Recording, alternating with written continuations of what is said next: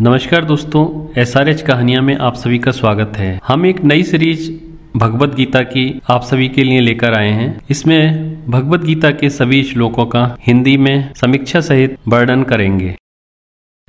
अध्याय 3 श्लोक 17। परंतु जो मनुष्य आत्मा में ही रमने वाला, आत्मा में ही तृप्त तथा आत्मा में ही संतुष्ट हो, उसके लिए कोई कर्तव्य नहीं रहता। कर्म के चक्र का पालन अधिकतर साधकों के लिए करणीय है, क्योंकि यज्ञ भावना से कर्म के आचरण द्वारा उनका व्यक्तित्व संगठित होता है और उनमें जीवन के श्रेष्ठ कार्य ध्यान की योग्यता आती है।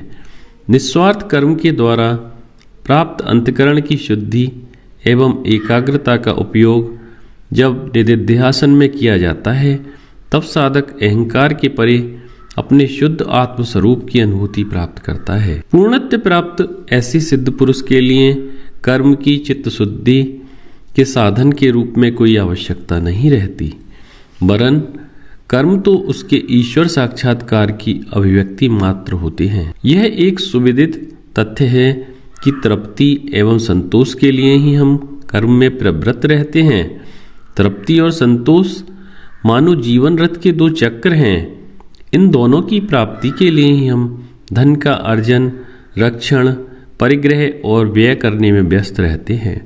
परंतु आत्मानुभवी पुरुष अपने अनंत आनंद स्वरूप में उस तृप्ति और संतोष का अनुभव करता है कि उसे फिर बाह्य वस्तुओं की कोई आवश्यकता नहीं रह जाती। जहाँ तृप्ति और संतोष है, वहाँ सुख प्राप्ति की इच्छाओं की उत्पत्ति, कहाँ इच्छाओं के अभाव में कर्म का अस्तित्व, कहाँ इस प्रकार आत्म अज्ञान के कार्य इच्छा विक्षेप और कर्म का उसमें सर्वथा अभाव होता है। स्वाभाविक है, ऐसे पुरुष के लिए कोई अनिवार्य कर्तव्य नहीं रह जाता।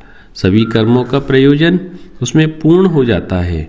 अतः जगत के सामान्य नियमों में उसे बांधा नहीं जा सकता। वह ईश्वरीय पुरुष बनकर पृथ्वी पर विचरण करता है।